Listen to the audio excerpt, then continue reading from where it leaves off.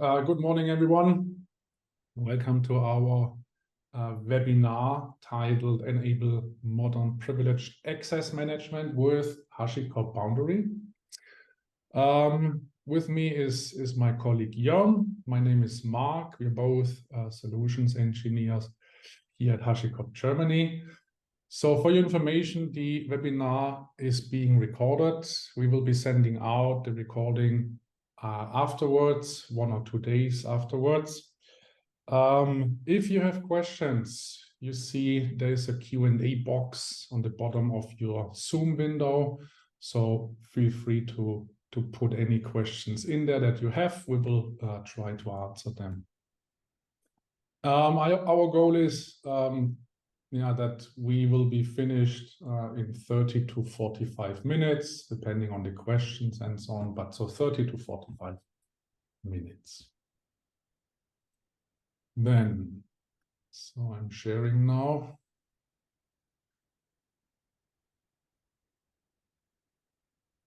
All right, so Jon, can you see my screen? Absolutely. Okay, perfect. Then to the agenda. So we have basically 2 parts. So the first one is zero trust and boundary concepts and workflows. So we will be doing this on slides. This is just an introduction that we think is necessary for you to better understand how Boundary fits into our product suite, how the concepts are implemented, the zero trust concepts are implemented in Boundary, and most importantly, the traditional workflow that we think has some challenges in it, and the dynamic, the modern workflow that we are trying to implement, to improve with Boundary. And the last part, the demo part, will be live demos with running Boundary. And we will go through 3 different demos. The first one is to again show the traditional workflow. Demo 2 will be about the modern workflow, where we also will be showing how to dynamically inject secrets, which are also dynamically created by Vault, into an SSH connection to access a server. And the third demo will be a walkthrough through the UI, how to create a new target, a new system that you want to access. And in this case, we will be showing this within my SQL database. So at the beginning, the first 2 points will be done by myself, and the demo part will be done by Jörn. So zero trust. We think that we should talk a little bit about it. Every company has their own definition, and we also want to therefore show you what we think about it, how we think about this concept.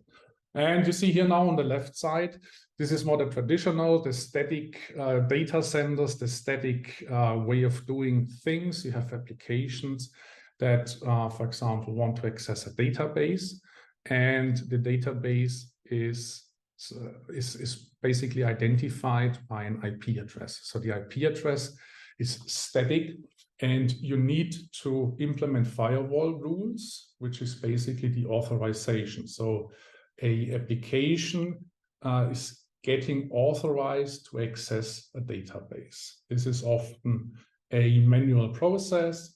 You have to create tickets and so on.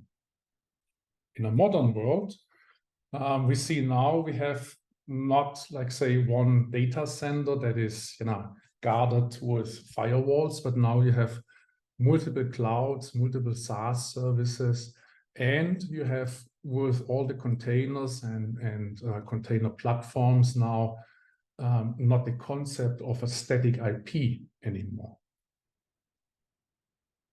So the applications come and go.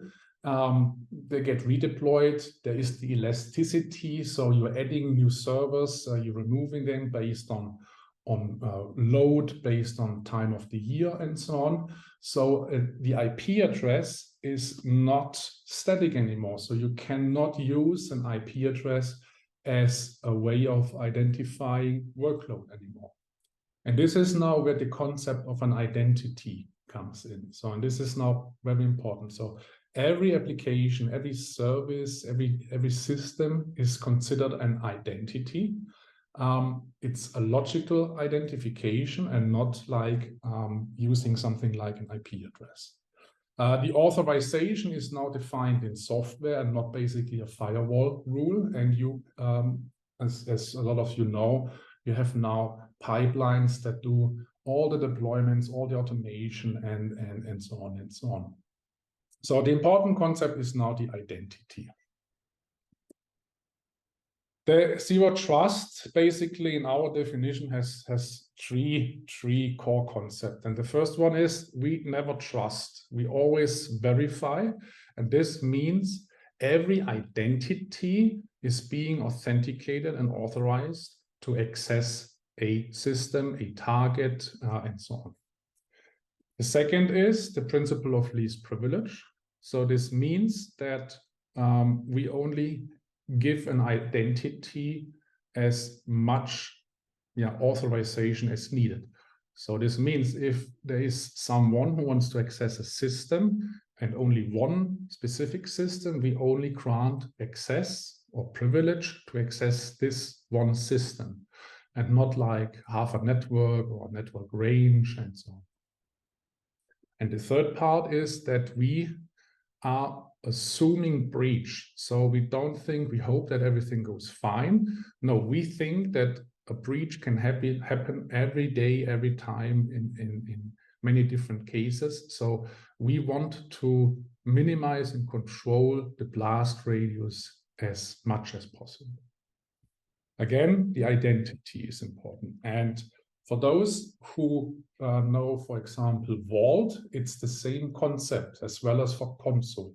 So the identity, a human or a machine, in the case of Vault, authenticates with Vault and gets an authorization to access a secrets.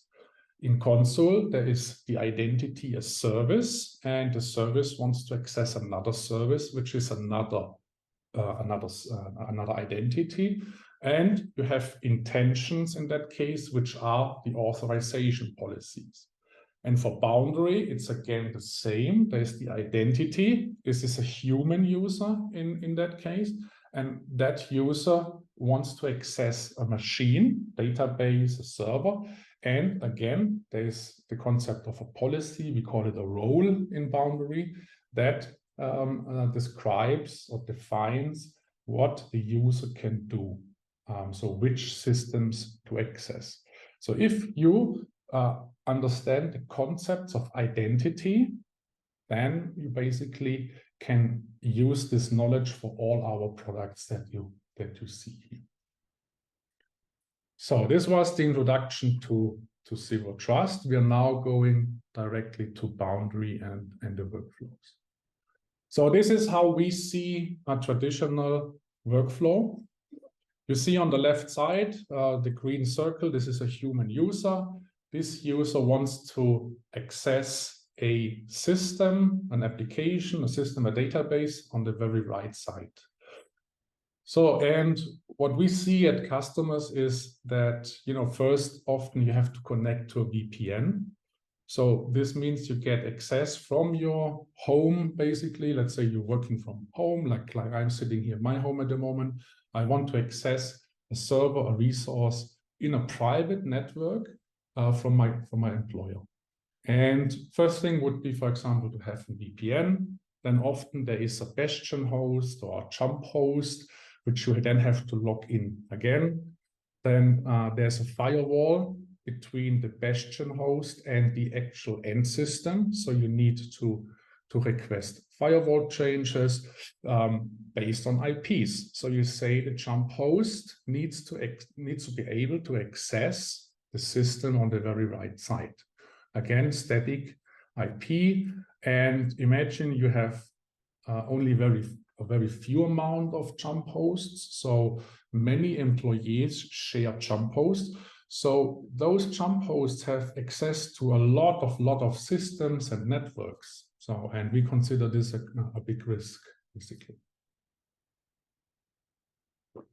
If we go one step further, you see the privileged access management. So now the question is, how can someone who has logged into the Bastion host now access the end system? So you need some kind of credentials. So it could be an SSH key to access a server, or if you want to connect to a database, you need again a user and a password. So how does the user now get those credentials? And we often see that the onboarding, for example, to VPN, the access to a Bastion host are different processes, different tickets, different departments and people involved. The same is for firewall change. It's in the networking department, so you need to, again, request the firewall change with a separate process, a ticket. Then you want to access a database, then again, you have to create a ticket. If not, so the worst case even is if you share credentials that are already existing. So you have already a database credential that someone else has requested and it just gets passed along. So even worse. But at the end, someone has to create it, manage it, and provide it back to the human who wants to access the system. So and at the end, you connect. So and this is what we think can be improved. And this is where Boundary comes into play. And this is how we see it. So this is now the dynamic access flow. Again, the human is here on the left. Now, again, you see here, there's the identity concept. So we do not onboard, a new user kind of concept or introduce a new user concept to the workflow.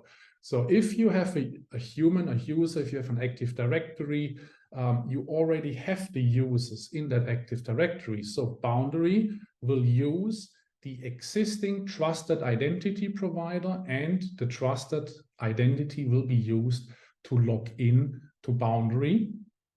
We then don't need any firewall changes. So Boundary has the concept of roles. So again, the identity gets a role. The role says, okay, this person gets access to database 1 and 2 and server 5 and 7, for example. So the role is now defining the access and not the firewall change or the firewall rule, basically. We then go to the host. So based again on the role, we know and we can define which hosts can be or should be able to be accessed by the identity. So authentication, then authorization, and the authorization defines which hosts can be allowed to access. And then the last part is now the credentials. So we can now provide credentials for the database, for the SSH server, for the RDS, and so on, to the user directly via Boundary. And that it can be presented, can be dynamically generated, or, as you will see in the demo later, can be injected into the SSH session directly. So the user will never, ever see any credentials. If we look at this circle here, so on top are the users. So Boundary is for humans, very important. It's not the idea is not to have machines use Boundary. It's always a human being that is going to use Boundary who wants to connect to a system. So authentication and authorization, again, the identity. And you see here, we support many, many different systems. At the end, it's LDAP or OIDC. So any IDP that offers those two or any of those protocols can be connected to Boundary. We can also then use existing groups and map them to roles. So for example, if you already have a DevOps engineer team, for example, for your application A, we can map this group to a Boundary role. So only the systems relevant for this team will be allowed to access. Another thing is that the targets, so the target is the system we want to connect to, can be dynamically sourced from multiple different end systems. So what we, for example, can do is if you have resources on AWS, we can just look at the tags on the resources and create a host catalog in Boundary dynamically. And if you change the servers on AWS side, so you're scaling up, you're adding 2 more servers, then the host group on Boundary side will be updated automatically. And based on the role, then the systems will be able to be accessed. So this is a plugin concept as well. So we're adding more and more plugins to it. And you see also that here's, for example, Consul. So or Kubernetes. So we can connect those registries to Boundary and say, okay, there's an application running on Kubernetes, and the user X should be able to access it. So again, we are connecting Boundary to different systems outside of Boundary. So you don't have to statically define all hosts in the Boundary database. This is not required. You can do it, but it's not required. And the last part is, and you see it here with this icon, this is the Vault icon. So important, you don't have to use Vault. Just think of it as a Lego brick concept. So you can start with Vault or you can start with Boundary, and you can then put both together and implement new use cases and so on. And we can use Vault to generate credentials. So for those who know Vault, so all the secrets engines like Postgres, SSH keys, AWS credentials, everything that is possible today can be used together with Boundary. And in SSH, as of today, you can even inject entirely transparent to the user SSH keys into this connection.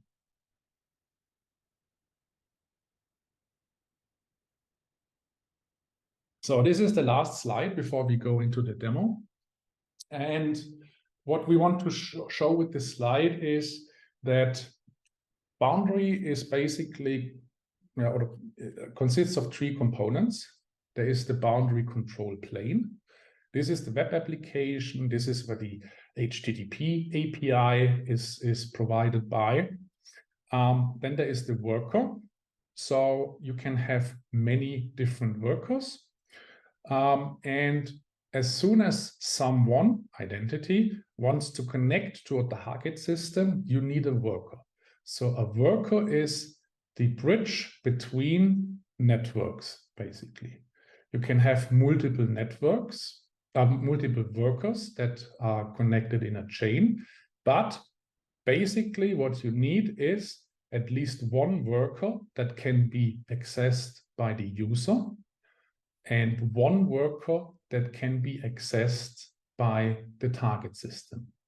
So if you have one network, and in this private network is an SSH server, you put a worker into that network so that one leg, one network interface is connected to the network where the system is in. And as a simple example, the other leg of the worker would be in the public internet. So who is sitting here now, here at my home, can connect to this public worker, and this worker can then create a connection to the target system and creates this red line.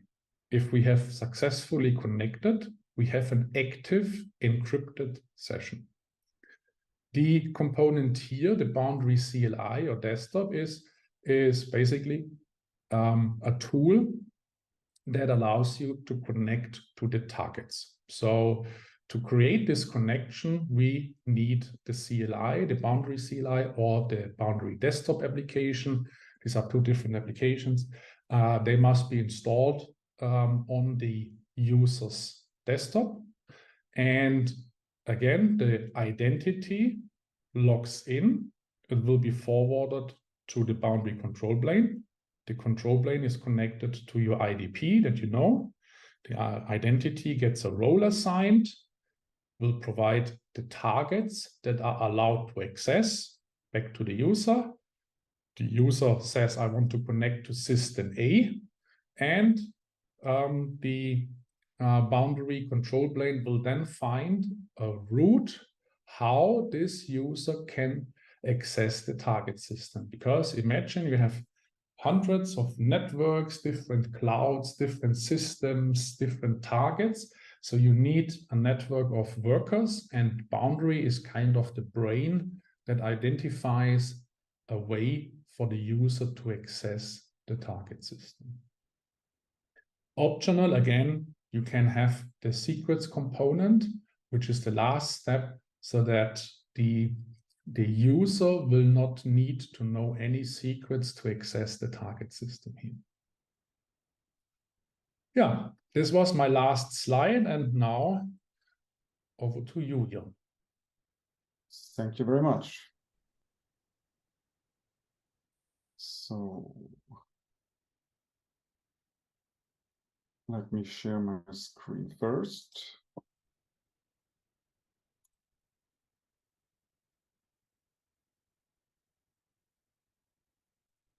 There we go. So excellent. So now my part is let's jump into a demo. Let's have a view on how it's working in the real world and how it's look and feel and the touch point. So we have prepared at least 2 or 3 nice little demos. And before I jump in, I just need to explain that the way I set up my environment is always based on infrastructure as code. So you can for sure do point and click operations just to get started. But once you are familiarized with Boundary and its workflows, you definitely want to have a programmatic approach, how you create your host catalogs and how you provide the security layer based on Boundary for your infrastructure. So that's being said, so this is my demo environment. And before I use Boundary, I just explain the static standard workflow as we have seen in one of those slides before. Like, let me just jump to this slide here. So this is a static access environment where I'm on the user part, use an SSH private key to get a connection to the jump host. And from there, I can jump to all the specific targets that I need to access. And to have it a little more realistic, the jump host or the web nodes I like to access are all located in a private network with no real public internet connectivity. So I need the bastion host or jump host as the place to jump to the private network.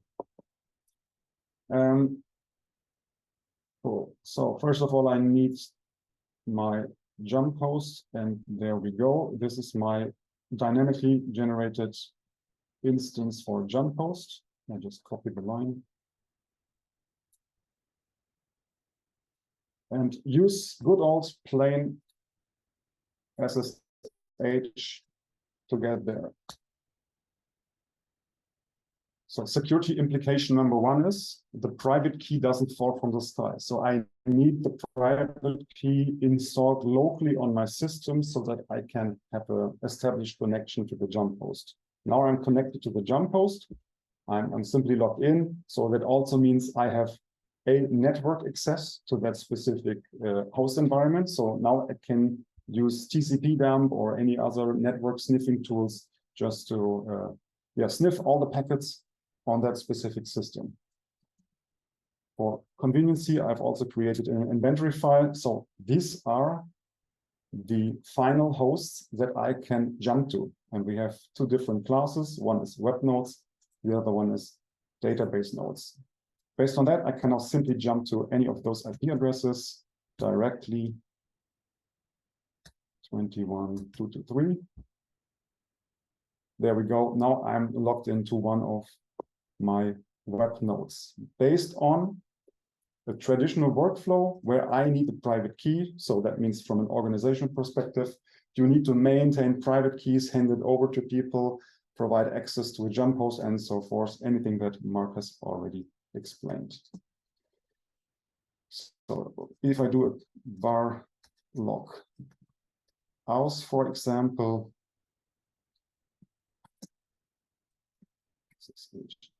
we see I've been logged in with a private public key authentication based on SSH. Cool. So that's the traditional workflow. And now back to Boundary. What is now different? Because if we want to go there, I use Boundary and the Boundary CLI or client tool.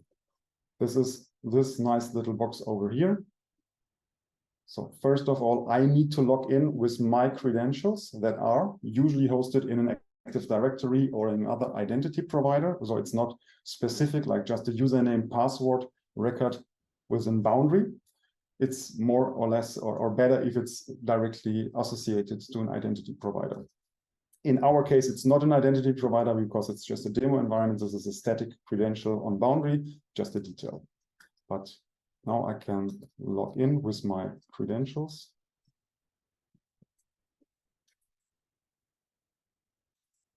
And I have to use the right scope because with my credentials, I only have access to my webinar scope and not the global administrative namespace within Boundary. Once I'm logged in, I have access to two different target groups. And you see, it's similar to the one you have seen on my jump host. There are web nodes and there are database nodes. Now, with the use of Boundary, I can simply browse into the catalog of my database nodes, for example, and I want a connection to a database. I'm authorized to have access to all database nodes based on my role. So I can simply pick the first one, database 01, click on it. And now there are two possibilities. I can directly go to a shell and say, there we go, please log in directly to this database node. And that's it, now I'm connected. There are no credentials, there's no real SSH connectivity, it's just directly a connection forwarded to my target system, which is located in a private network. If I now do a cat var log auth,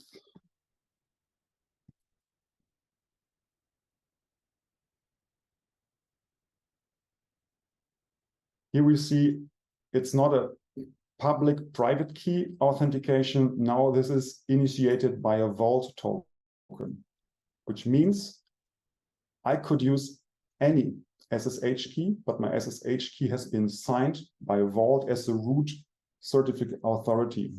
And by that, I'm authorized dynamically and temporarily to get access to the target system, which means there's no real private key involved at any time. But the dynamics is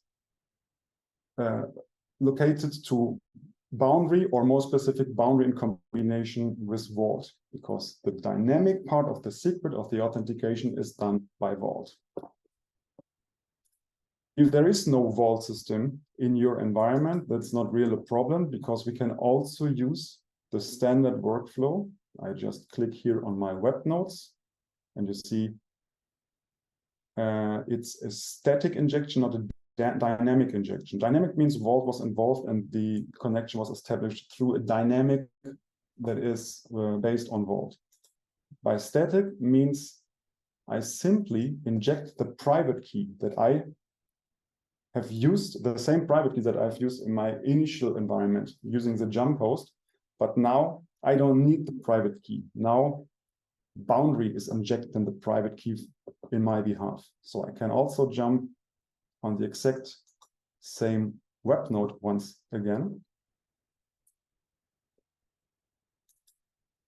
and use again the shell environment. Now I'm logged into that specific system without any SSH, without getting anyhow involved with a private key. And the secret has been done by Vault. Maybe it's. And I simply use the same authentication. So now I see again public key, private key, connectivity on that specific host. Jörn, we have a question. Maybe we can answer that live. Cool. So, Thomas has asked, how does Boundary manage multi-shell? So I think my understanding is if you connect to multiple targets, and you have multiple open sessions, how to manage that. I think this is what I understand. Yeah, so it's not really associated with a shell. It's more like you have different target groups, and with that, different levels of access to specific groups, right? Yeah, but I think, you know, if you connect to one target, you have one active session, and the shell is basically then open, or if you connect then to this specific target. So this is on a per session level. So each shell is per session, basically. And the session is the connection to a target. Yeah, the other one that's triggering me, what I would like to answer next is, you know, I have used 2 times the internal shell integration into the Boundary client, which is fine, but sometimes you don't want it in that way. So there's also, because that's how Boundary works. So let me first get back to my local system on my notebook. So I'm not logged into any system. I can also use this SSH localhost connectivity and paste it over here. So that's the way how Boundary is integrated. So at least I create and establish a session to my local host on a specific port. And that is forwarded through a worker directly to a target system. There we go. And I'm logged into the target system without any credential, without any sensitive information being exposed to me as a person.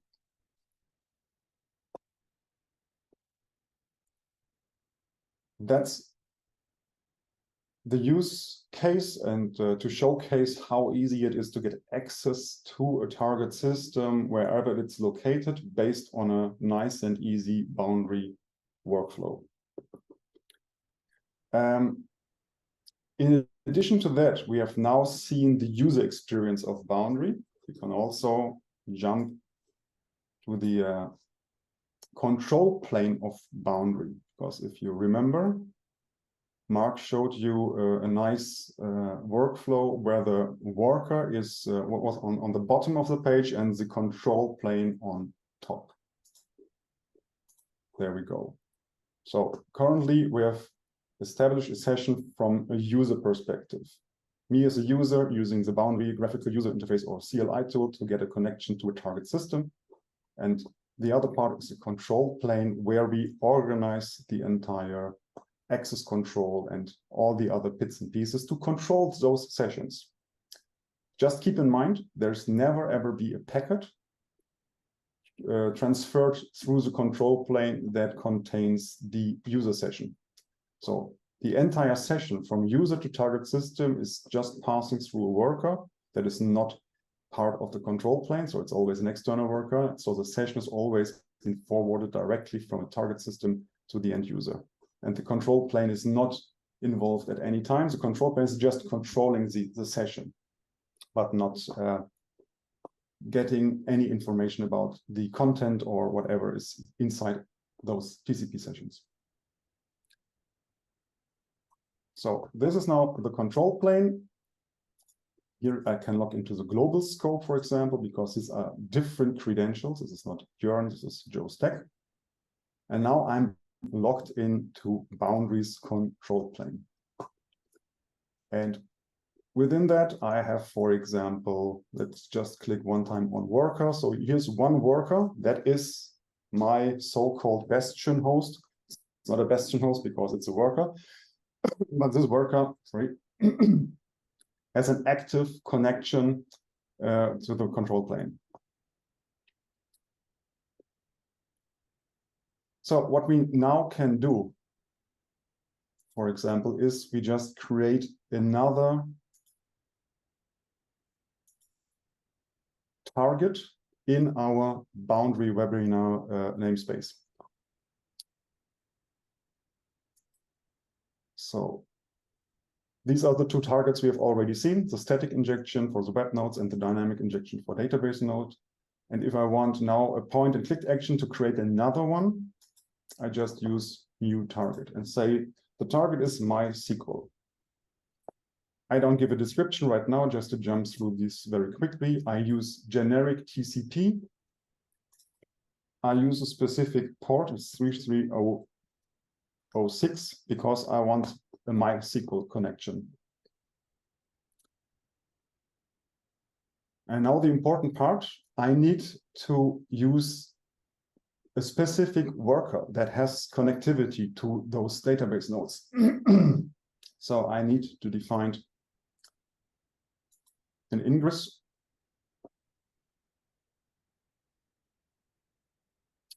filter. And workers all just have tags, and I just need to identify the worker by its tags. And the tag is,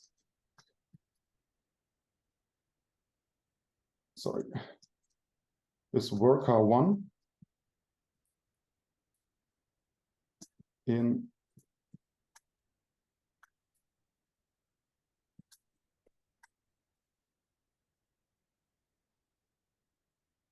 tag type.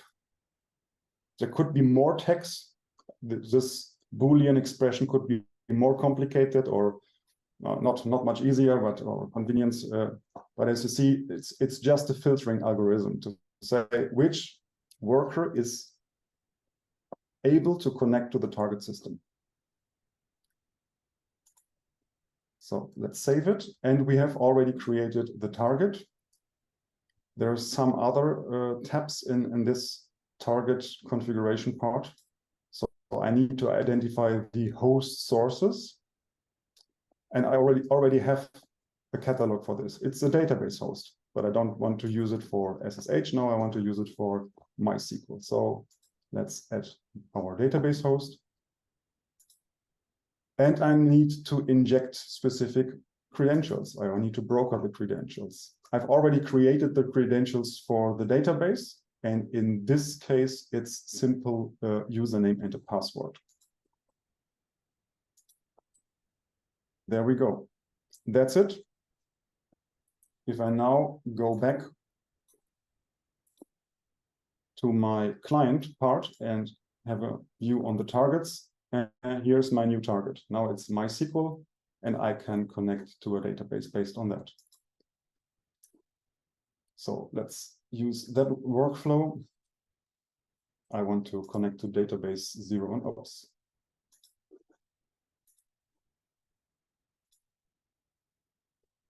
Okay, I did a mistake, maybe wrong tagging on the worker.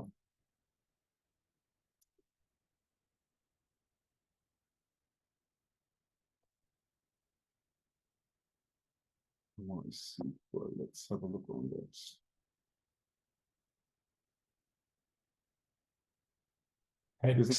It's tags, right? Yeah. Yes.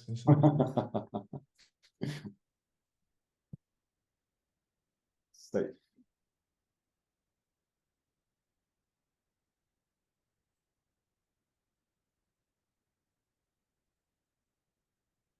Connect database one. There we go. So same methodology. I see a local my local host layer 3 IP address in combination with a specific port. And now I use brokered static credentials. So I'm able to have the credentials and to read them back.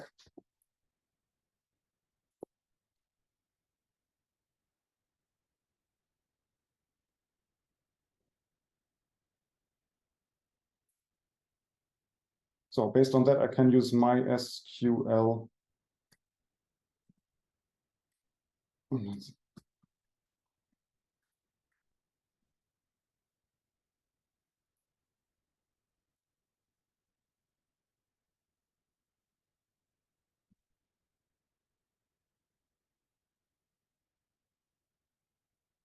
I hope there's no typo and I remember the command line correctly.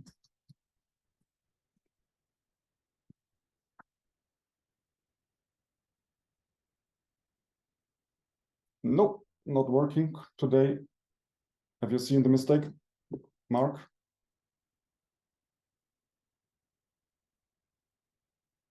What's coming?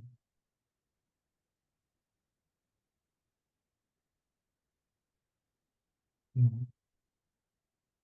Okay. So we have tried this hundreds of times before. Today the demo god is not that confident to us. Can you just I always use --port equals sign? Ah, that's the point. Yeah. Good catch.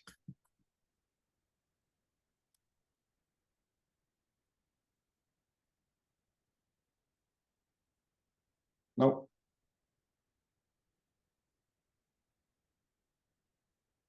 Okay. Let's not live debug this, but I guess you got the intention, and that with targets, it's not only related to SSH host. You can use anything that is based on a TCP connection and needs credentials or an SSH key or whatever. So based on that, this is the workflow, even if today my MySQL workflow doesn't really show up the way it should do, but it should give you an impression how Boundary works and how all the things are working together. So in addition to that, there's just one thing that is worth to mention. And this is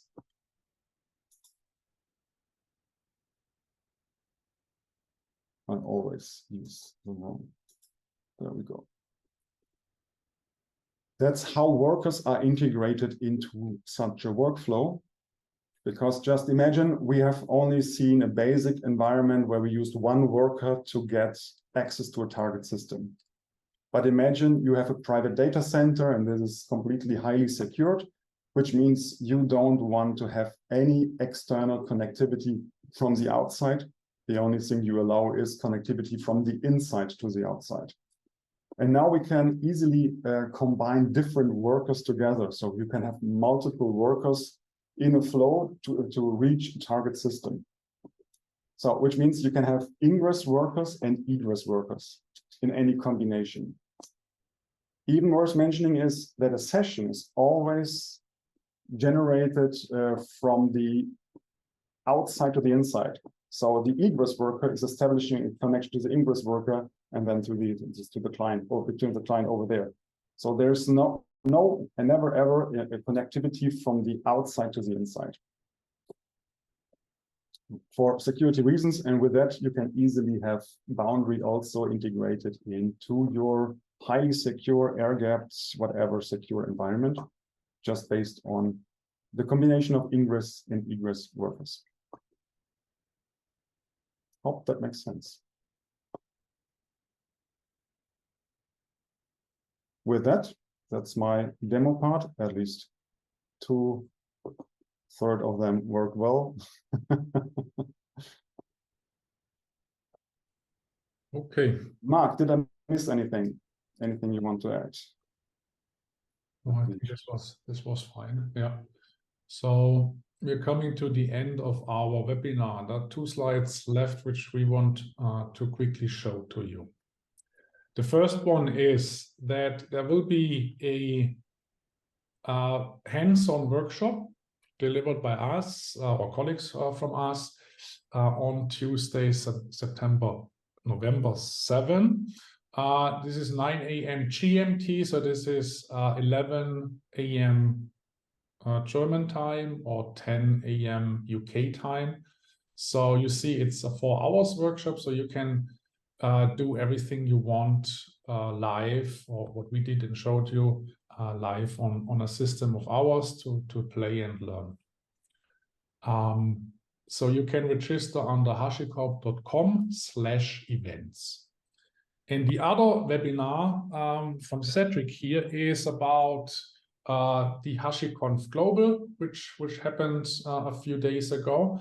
And this is a recap. So all the announcements, releases, updates, and so on will be presented to you. And it's on October 26th. So this is this week, Thursday. So Central European time, yeah, 10 a.m. And yeah, this is the end of our webinar. I think we answered all the questions. Yeah. So thanks for everyone for joining. I hope you could get some insights. If we created some interest, please reach out, to your HashiCorp team, to your account manager, your solution engineer for any further discussions. Thank you. Thank you. Bye-bye.